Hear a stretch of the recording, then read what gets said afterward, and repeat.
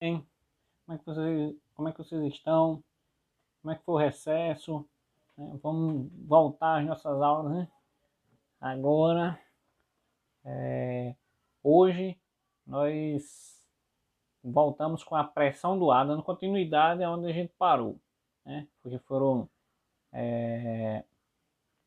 a questão dos ventos, das nuvens, não, os ventos a gente vai ver ainda, as nuvens, né, a previsão do tempo, a meteorologia e agora a pressão atmosférica que também está dentro desse contexto, tá certo? Depois, nas próximas aulas aqui a gente vai ver o vento, tá? Então, a gente volta aí na nossa aula número 21, tá? A 20 ficou como uma recuperação, né? Então, foi disponibilizada a atividade número 20 como recuperação. Então, a 21 agora, certo? Nesses dias a gente tá para voltar, né? No presencial, uma quantidade reduzida, certo? Deus quiser, vamos voltar devagarinho, né? A vida tem que seguir, né? Então, espero que tenha sido maravilhoso aí o recesso, essa semaninha aí de descanso para todo mundo, tá? Tenham aproveitado bastante, com harmonia e paz, né? E saúde principalmente. Então vamos lá, a pressão atmosférica, tá? Aula número 21, aula de ciências. Aqui eu já estou usando a imagem do livro, sei que vocês, muitos já receberam, quem não recebeu pode buscar na escola. A escola tem muitos, alguns ainda, tá? Isso aqui na página 122 do livro, tá certo? Estou colocando assim porque eu, né, em sala de aula, já que vocês, a gente não teve nenhuma aula ainda, né, presencial esse ano, eu costumo usar sempre o livro, tá? Sempre, sempre, sempre. Tanto nas aulas, na explicação, tanto nas atividades, atividade para casa, eu gosto muito de usar o livro, tá? Porque ajuda muito, porque a gente consegue ver, visualizar as imagens, ter noção de onde a gente está, tá? Ajuda, favorece a gente ter a noção do tempo e espaço, tá certo? Então, a pressão do ar, né? O que é que ele fala aqui? Ele fala assim, se você encostar levemente a ponta do lápis sobre a pele de seu braço, estará fazendo pressão contra a superfície do seu braço. É uma pressão, uma leve pressãozinha. Né?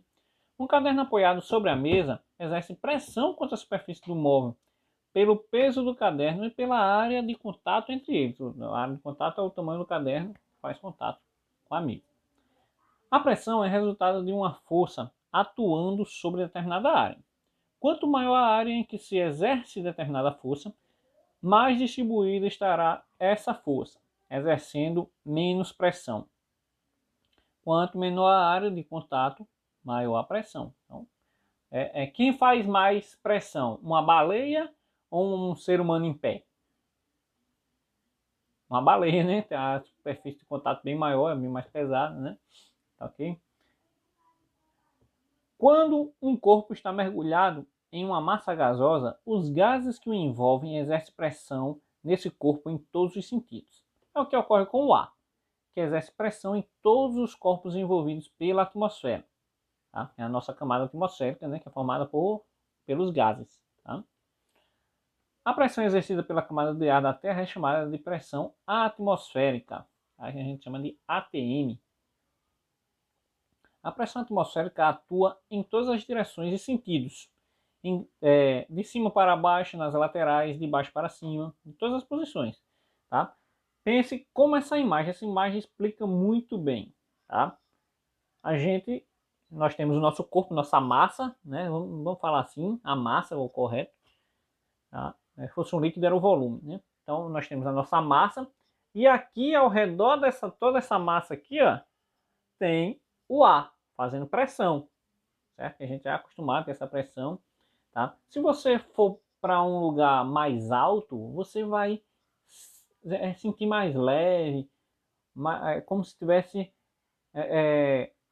sem essa pressão. Você sente levemente, assim, é muito pouco nítido essa questão, tá? Assim, pouco perceptível.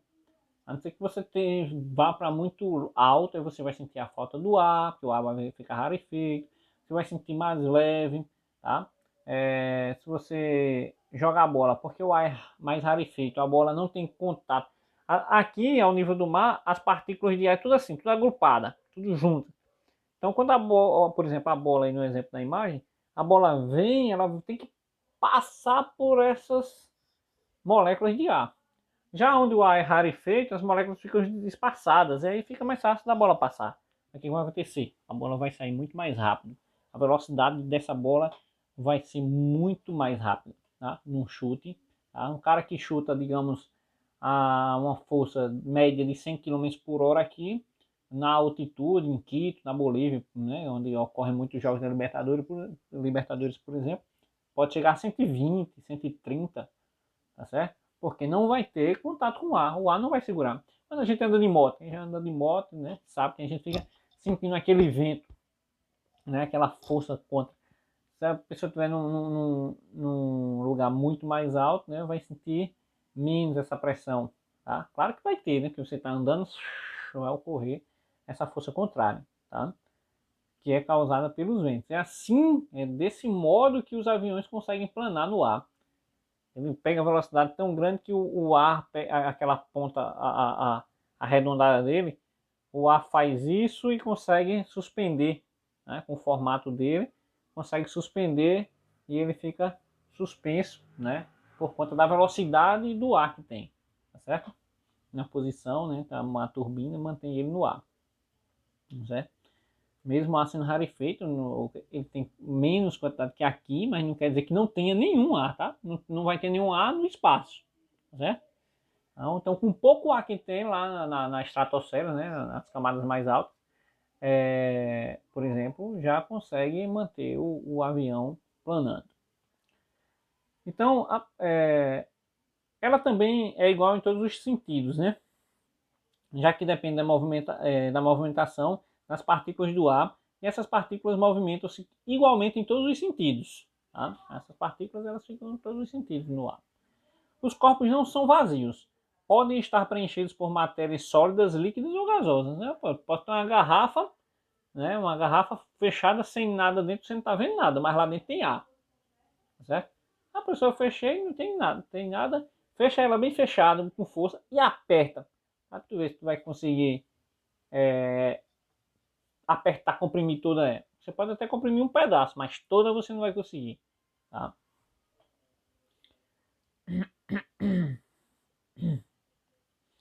E aí, no caso, podendo ser, né, preenchida por matéria sólida, líquida ou gasosa, e elas gerem uma pressão interna que se equilibra com a pressão atmosférica externa. Tá? Por exemplo, a bola ela é cheia de ar dentro. Tá? Vai ter uma pressão da atmosfera, a pressão da atmosfera de fora para dentro, como na imagem está mostrando, a setinha para o lado da bola. Mas eu vou ter um ar dentro que vai segurar essa pressão. Agora, se eu tirar o ar, você apertar a bola vai fazer assim, né? Porque não vai ter aquele ar preso dentro.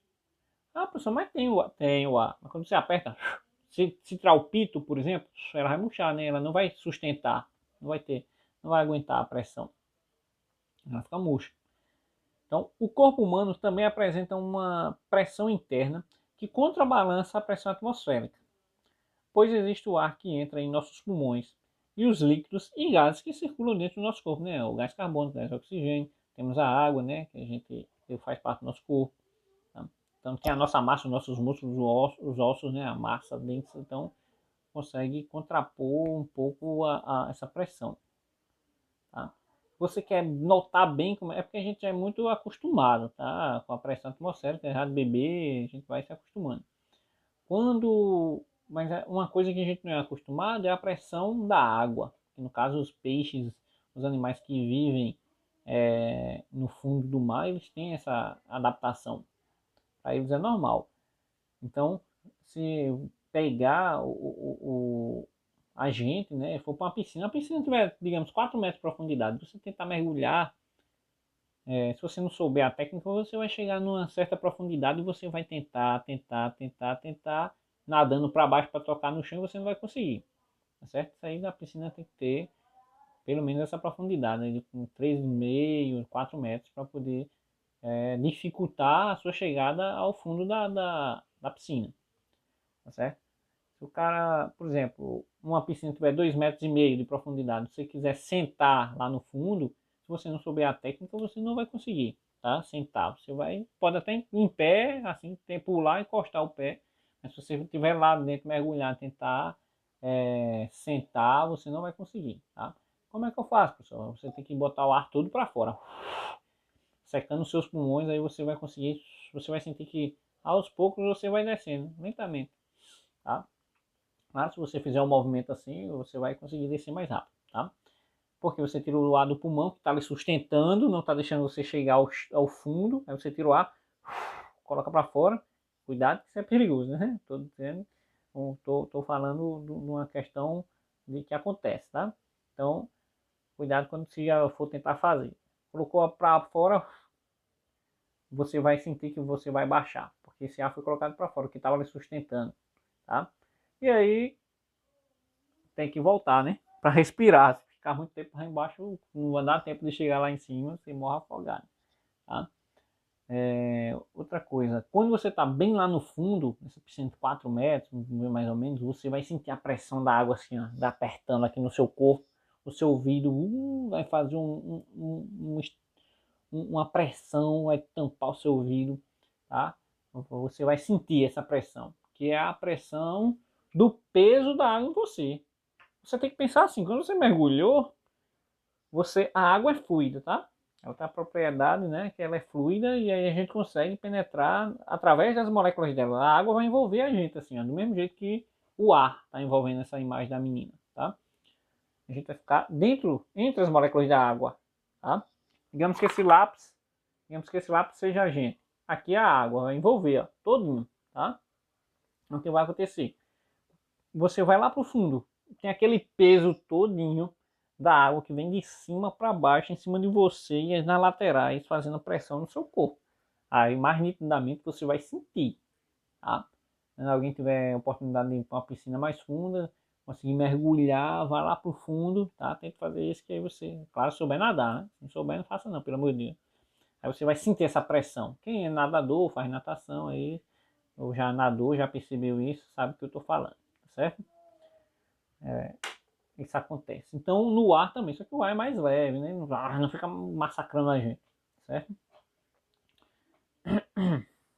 Então a ação da pressão atmosférica pode ser percebida quando, por exemplo, se retira o ar de um recipiente, né? Por exemplo, quando eu pego uma maquininha, não sei se vocês já viram, a pessoa coloca o alimento dentro de um saquinho e coloca esse equipamento, eu não sei o nome, e ele, né, como o povo chama, nessas coisas chama-se bomba de vácuo, porque retira o ar e deixa só o vácuo, né? O saquinho estiver cheio de ar, quando essa maquininha puxa o ar, vai puxando o ar, aí ele vai secando e vai grudando no alimento que você colocou dentro dele. Ele fica bem grudadinho, não fica sem ar nenhum. Aí tem aquele velcrozinho, né, que fecha, vedou, pronto, bota na geladeira, fica sem ar. Se não tem ar, não tem vida, não tem bactérias, tá? Não tem micro-organismos, não tem fungos. Você pode botar ali, não vai se desenvolver um fungo nunca. Se não tem ar, não tem umidade, porque tirou o ar. Lembra que a gente viu que a umidade, né? O ar tá ali, a água, as moléculas de água estão no ar, é a umidade, né? Então, se eu retiro o ar, não tem umidade, né? Então, também não vai dificultar muito o desenvolvimento de um micro-organismo ali dentro daquele recipiente, ok? Ao se fazer isso, a pressão interna do recipiente fica menor do que a pressão atmosférica. Assim, a pressão atmosférica pode provocar uma deformação na superfície do recipiente, dependendo da resistência do material. É o que a gente vê, né? O material faz aqui. Não sei se vocês já viram, ele vai, quando você suga o ar, né? Digamos que você botou uma banana lá. A banana você puxou, botou dentro, desculpa, você colocou lá dentro do saco a banana e tirou ar. Ela vai ficar o saquinho envolvendo, agarrando a banana, porque a pressão foi em cima desse saco, né? E a banana tem o seu volume, né? A sua massa vai segurar. Aí vai ficar no formato da banana o saquinho, ok? Ocasionando essa deformação, né, que a gente está ouvindo aqui. Aqui ele está mostrando ó, uma lata, né, pressão atmosférica agindo e tem o ar lá dentro, né? Também tem o ar dentro fazendo compressão contra, tá? Porque tem o ar do lado de fora e o ar também, se estiver aberto, ele consegue penetrar, né? Aí fica fazendo pressão de dentro para fora e de fora para dentro. Aí se equilibra. E aqui, ó, tem uma bomba, né? De vácuo também, que ele vai puxar. Que o vácuo tirar o ar de dentro. É o que vai acontecer. Só vai ter pressão do lado de fora. Aí essa latinha vai se deformar. Tá ok? É um material mais fino, é mais leve, aí ela se deforma. Tá certo? Tem gente que pensa que é porque eu tô puxando o ar e ela tá vindo e murchando, secando no ar. Não. Você está retirando o ar de dentro que está segurando essas paredes. De dentro para fora, de fora para dentro vem o ar empurrando. Quando eu tiro esse que está contrabalançando, é tipo um cabo de guerra. O cara empurra para cá e esse outro empurra para cá. Aí eu pego e tiro esse cara daqui que empurra para o outro lado. Aí o que é que ele faz? Esse sozinho empurra para cá, né? E ocorre a deformação. Ok?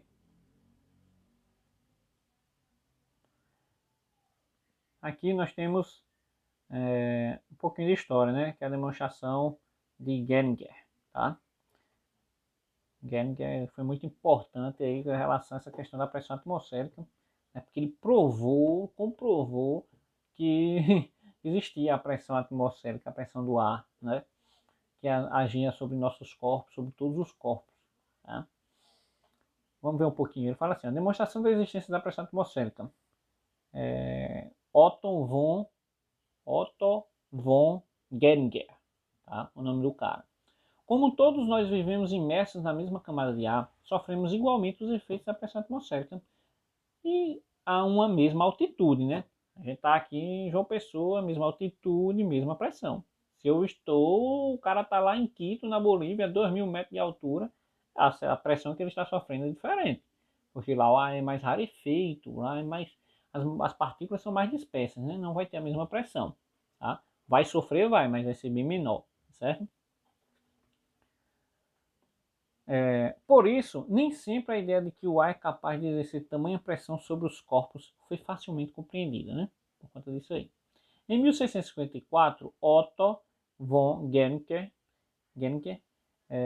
ele viveu de 1602 a 1686, né? Então ele viveu 84 anos.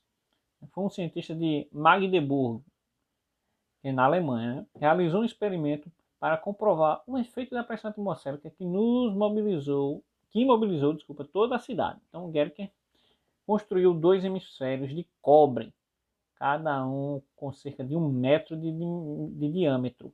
O negócio era um pouquinho grande. Que foram encaixados um ao outro. Se encaixou os dois, né? Deixa eu ver. E aí, foram encaixados um ao outro, formando uma grande esfera oca. Tá? Com um aparelho aperfeiçoado por ele, Guericke conseguiu retirar praticamente todo o ar de dentro da esfera. Ele pegou, botou um equipamento lá e conseguiu tirar o ar. E aí essa bola ficou fixa, travada, com um vácuo dentro. E o que aconteceu? Tirou o ar de dentro, a pressão toda, tum. E o cobre é muito resistente, né? E o formato que ele fez, ela não vai se deformar como a latinha ou como o saco. Ele vai segurar na forma, tá? Não vai ser deformado, tá? E vai ocorrer o que? A pressão desse ar do lado de fora todinho dentro e ela não vai se deformar porque é muito resistente o cobre, tá ok? E aí a gente vai ver o que vai acontecer, né? Esse instrumento utilizado pelo cientista para retirar o ar de dentro dos hemisférios foi um tipo de bomba de vácuo, né? Que é o que eu falei anteriormente. Que é utilizado até para puxar o gás de volta do ar-condicionado. Quando eu retiro o ar-condicionado da parede para botar de volta, tem que usar essa bomba de vácuo. Se não usar, pode prejudicar, né? Então, o vácuo é a ausência de qualquer tipo de matéria em um espaço ou recipiente. No entanto, o vácuo absoluto com pressão total nula é quase impossível de ser atingido, né? Mas se pode retirar praticamente tudo, digamos retirar 98, 99%. Agora aquele absoluto que é o 100% não tem como chegar. Mas já é bastante para se sentir, se notar a pressão da atmosfera. Então, deixando só, no caso ele fala aí, né? Mas se pode retirar praticamente todo o ar de um recipiente, deixando sua pressão interna desprezível, como se fosse um vácuo verdadeiro, né? Uma bomba de vácuo. Com a retirada do ar dentro da esfera, a pressão interna diminuiu e, consequentemente, a pressão externa, né, que é a pressão atmosférica, passou a empurrar os hemisférios, né, fortemente um contra o outro, tornando muito difícil de separar eles dois. E aí, o que ele fez? Ele chamou a população para poder tentar puxar e soltar esses hemisférios, né? Então, a população foi então desafiada a tentar separar os hemisférios, mas ninguém obteve sucesso. Nem a força de cavalos foi suficiente para superá-los. Superar essa força da atmosfera. Os caras amarraram os cavalos, amarraram do lado do hemisfério, vocês conseguem ver aqui, ó. Amarraram aqui do lado do hemisfério os cavalos, do outro outros, e saíram puxando, e nem assim conseguiram soltar, para você ter noção de como a pressão atmosférica é forte, né, nessa questão, certo? Então, a gente fica por aqui, e na próxima aula a gente vai ver os instrumentos, tá? A gente vai ver os instrumentos que vão medir essa pressão, tá? Vai vir a questão do mercúrio, né? Como a gente vai poder analisar essa pressão, né? Porque pelo mercúrio, o mercúrio varia muito de acordo com a pressão, e a gente vai ver bem direitinho, no caso, na próxima aula, tá ok?